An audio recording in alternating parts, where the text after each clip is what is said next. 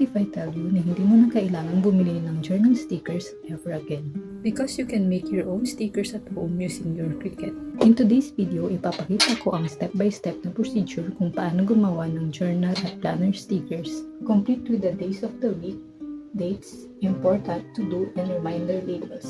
Kung naranasan mo na nag-cut ng backing sheet kahit na kiss-cut stickers ang ginagawa mo, this video is definitely for you.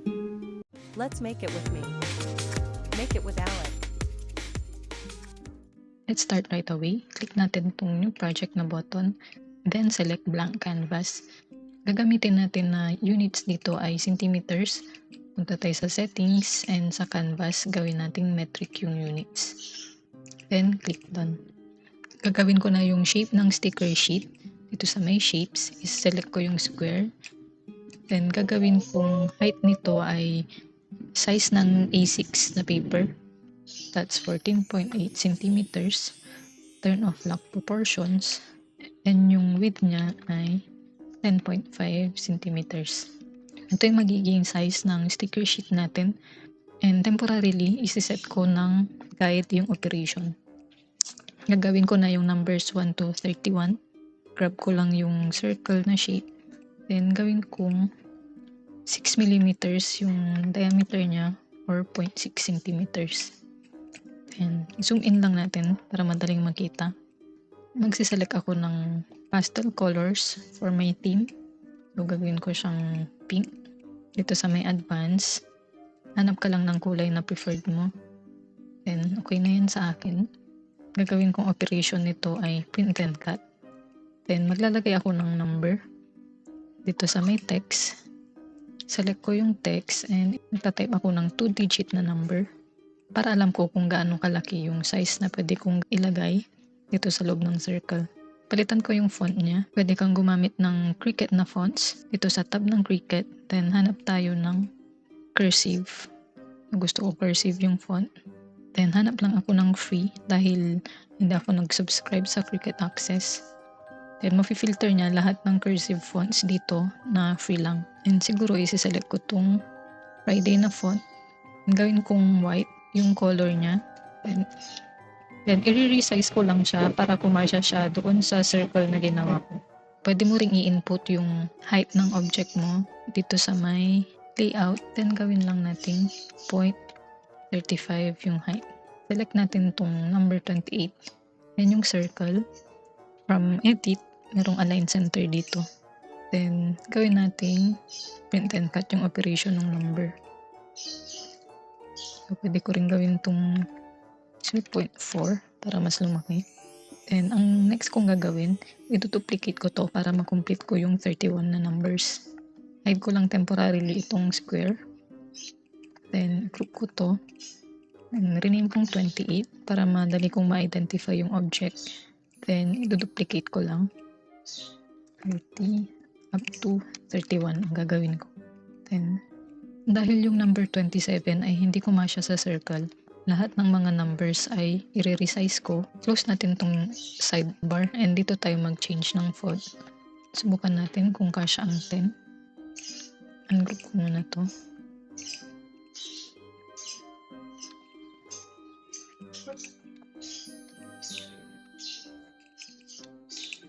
So, lahat ng mga numbers, para consistent yung sizes nila, gagawin kong 10.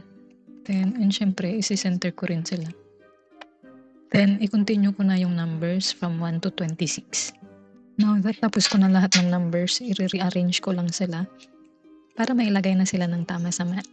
So, ang gagawin ko, isang row yung numbers 1 to 10.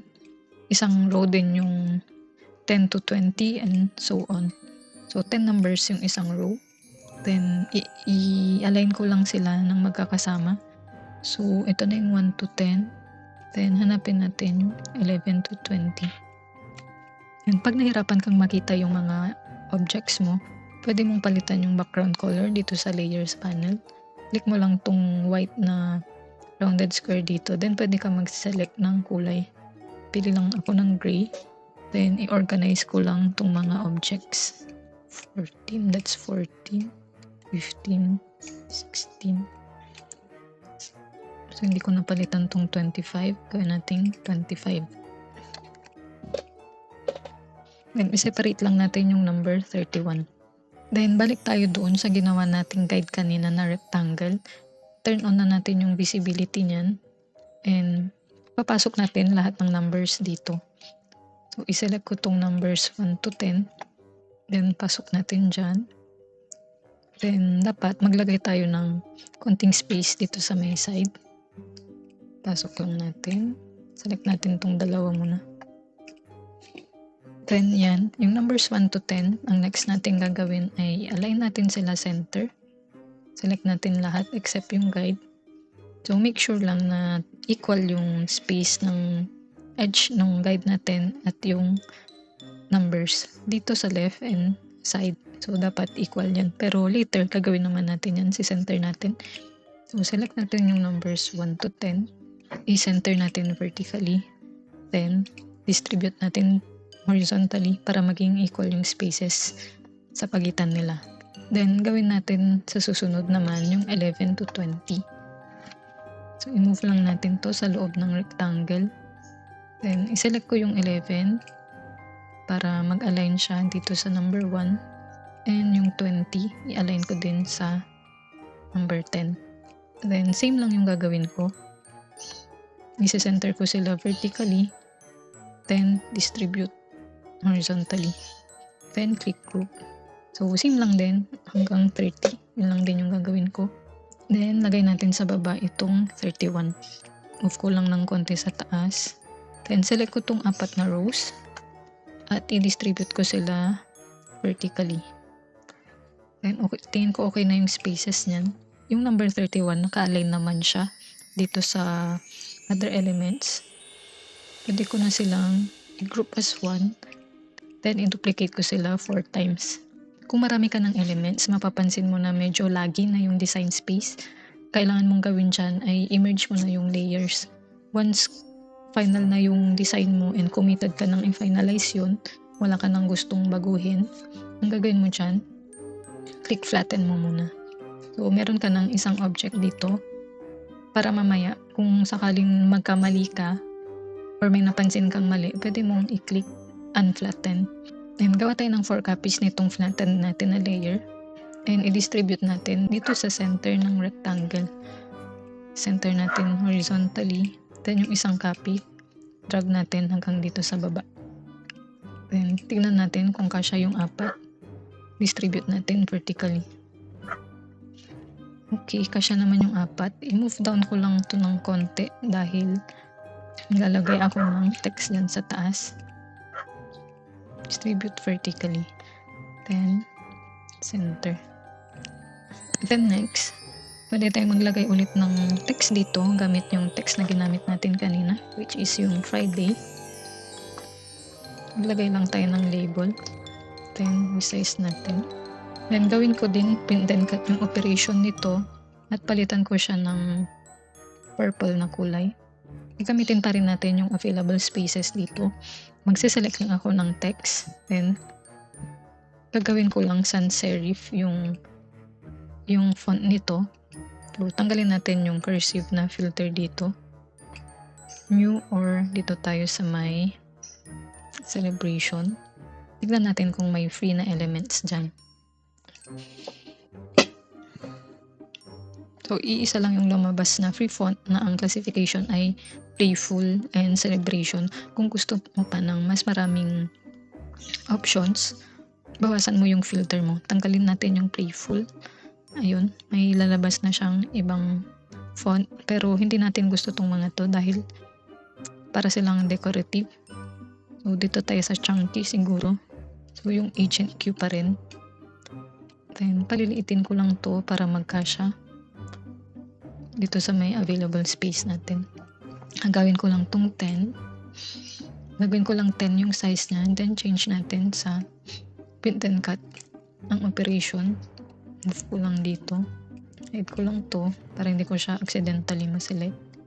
Gawin kong white yung font. Then, balik ako dito sa shapes. Isi-select ko tong object na to. Tong pennant na shape. Then, from edit, i-rotate natin ng 90 degrees. Then, resize din natin move lang natin dito sa layers panel sa baba ng text na important. Then, move ko dito. And i-duplicate ko to and flip natin horizontal. Kung nagtataka kayo bakit ito yung shape na pinili ko instead of yung itong shape na to, like this, kasi pag ni-resize mo to, gawin natin. Pag ni-resize mo to, halimbawa, ang height nito ay ito. Ang height nito ay 0.56. Pag ginawa natin 0.56 to, and then ginawa natin 2.13 yung width niya, tulad nung shape na ginawa natin, hindi na perfectly rounded yung corners niya. Nagiging ganito yung result. So, kaya manually, gumawa ako ng dalawang shape. Pinlip ko yung isang copy para mabuo yung shape. Then, gagawa na lang ako ng square na ang size niya ay 0.57.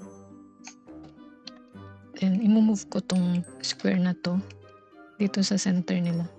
Group ko lang to. Then, center ko sila dito sa edit. Center ko sila vertically. Then, i-weld ko na lang yung shape. So, sa combine, right-click mo yung tatlong objects, combine, then click weld. Or, pwede ka ring mag-weld. Pwede ka ring mag-weld dito sa bottom ng layers panel, combine, then click weld. And i-center ko na lang tong weld result and yung text na important. And since important ito, change ko siya ng kulay red or and then print and cut din yung operation. And duplicate ko lang tong shape na to. Yung important. Then itong important and itong original na weld result, i-combine ko na siya or i-flatten ko na. Then gawa ko ng 3 copies niya. So, rename natin itong important. Then, move ko dito. Okay, 3 lang yung kasya. Hindi na mapagkasya yung 4. So, i-center ko na lang sila vertically. Then, distribute horizontally. Then, pwede ko rin itong i-flatten. Then, aside from important, gagawa muna ako ng kulay blue naman. I-select ko naman ay to blue. And similar thing lang yung gagawin ko tulad nung sa important. Change to white, then print and cut. Select both, then center. And flatten ko lang to dahil parang masyado siyang malapit dyan. Okay. Then flatten ko na ulit. Duplicate ko lang to and itong shape. Then since naka-center na to, tatapat ko lang siya dito sa may unang copy ng important. Then, click group ko muna. Then, duplicate ko ng 2 beses. And dito naman, i-align ko din dito sa right copy ng important. Then, ito din. Center ko din. Then, itong isa, change ko ng green. Light green. And, nalagay ko dito ay priority. Okay. Then, center natin. Then, click group. Duplicate ko muna to. And yun naman yung ilalagay ko dito sa taas. Then, i-change lang natin yung color nito na light orange. And gawin natin remainder. And gusto ko lang palitan yung kulay nito. Dito tayo sa advance. And pili ako ng match. Dito. Okay. Pili lang ako ng lighter ng kulay. Once committed ka na dito sa alignment and details, isi-select ko silang lahat. Then, click flatten. Okay. So, ito ay yung dates and notes. Okay. So, let's move on sa pangalawang sheet. Turn on ko tong guide natin. Click ko ng duplicate. Next natin gagawin ay maglagay na tayo ng background nitong backing sheet natin. Select natin tong square. I-select natin tong rectangle. Then, balik natin sa print and cut yung operation niya. Then, dito sa may print type, pwede kang mag-select ng preset patterns na available dito sa design space. Magsiselect lang ako dito. And pipili lang ako ng ng design na hindi masyadong overwhelming yung kulay. Isi-select ko lang tong pattern na to. Then dito sa may pattern, pwede kong i-scale up or down to. Yan, dito sa preview, nakikita mo ito kung anong itsura nitong nandito sa may preview na to. Ganun din yung lalabas dito sa baba. So kung i-scale down ko ulit, kita mo, nag-adjust din yun. Tulad nung nandito sa may preview niya. So i-select ko lang tong 160 na scale. Then close natin. And duplicate ko lang to para sa second sheet natin. Dahil gagawa tayo ng kiss cut stickers dito sa mga objects na to. And die cut sticker naman yung gagawin natin sa backing sheet. Mag-create tayo ng multiple copies nito. So gagawin ko lang siyang 4 copies or 5. Minsan kasi hindi siya nagka-cut ng completely pag 4 copies lang. So i-select ko silang 5, then click center. Okay, click center natin. Then click group. Then itong group natin to, i-rename natin backing sheet. Okay. Then group ko lang tong journal sticker na object. Then itong group, line natin sila center horizontally. Then click group. Then center natin. Okay. So, meron ka ng backing sheet and yung sticker sheet. Pero, yan, group natin to. Dahil itong journal sticker, duplicate muna natin. Move natin aside. Then, itong isang copy ng journal sticker, move natin dito sa may group ng backing sheet and flatten natin.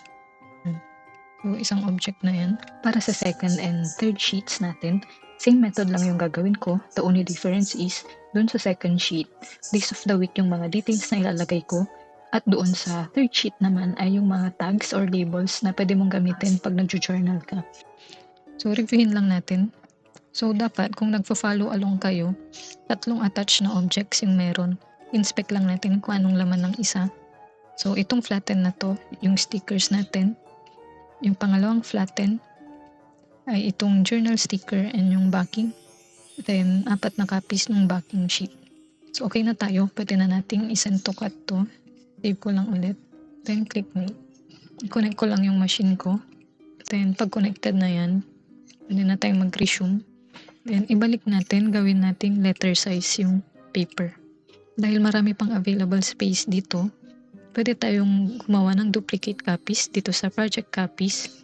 I-press mo lang yung arrow or pwede kang mag-type dito sa box. Then, click apply.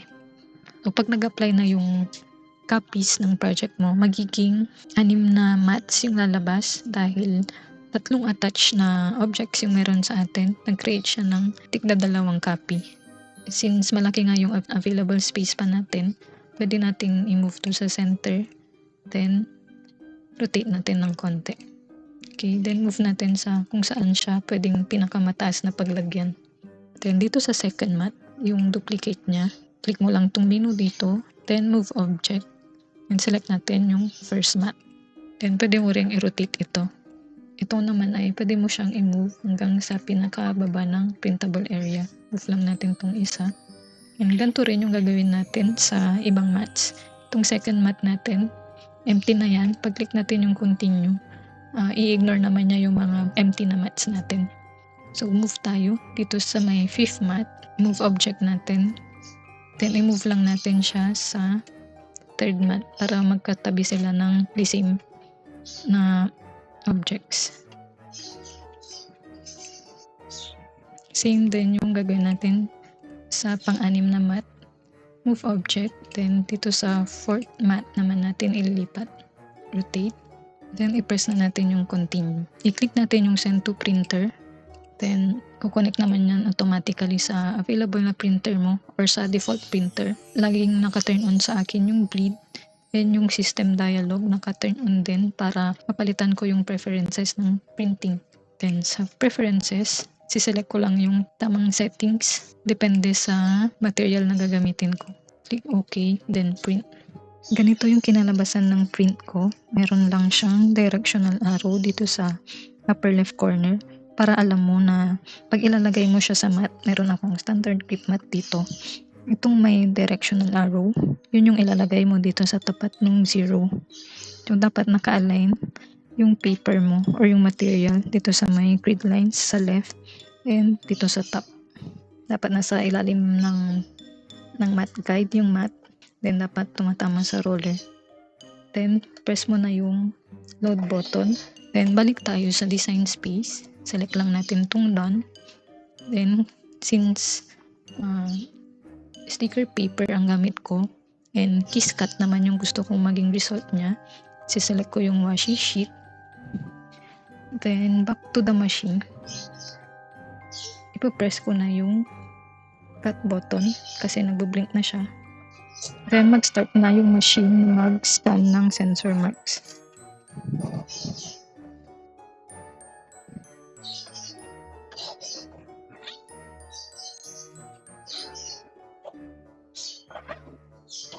Ang gamit ko palang machine ay Cricut Explorer 2. Nabasa naman niya yung registration marks ng tama. Pero kung sakaling hindi nabasa ng machine mo yung registration marks, especially sa mga glossy na materials, pwede mong kulayan ng white na crayon yung registration marks para ma-matify yung material, then hindi mahirapan din yung machine or yung sensor na mag-scan. Then hintayin ko lang itong matapos.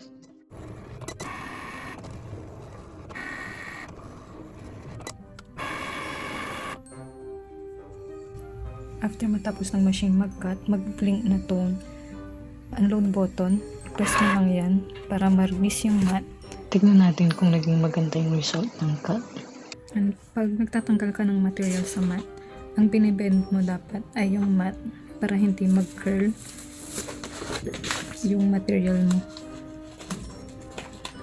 Okay naman to. Lain lang natin ng konti.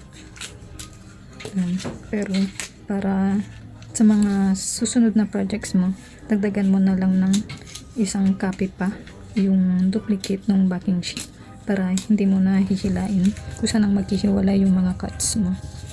Ito yung unang sheet natin. Same lang din yung gagawin natin doon sa pangalawa, pangatlo.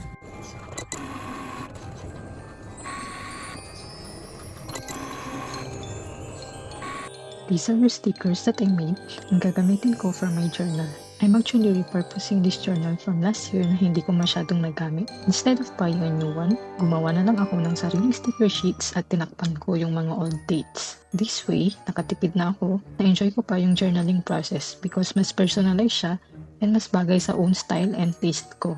If you enjoyed this video, don't forget to like and subscribe to my channel. And comment below kung ano pa yung gusto mong mapanood na tutorial in my next videos. See you on the next one!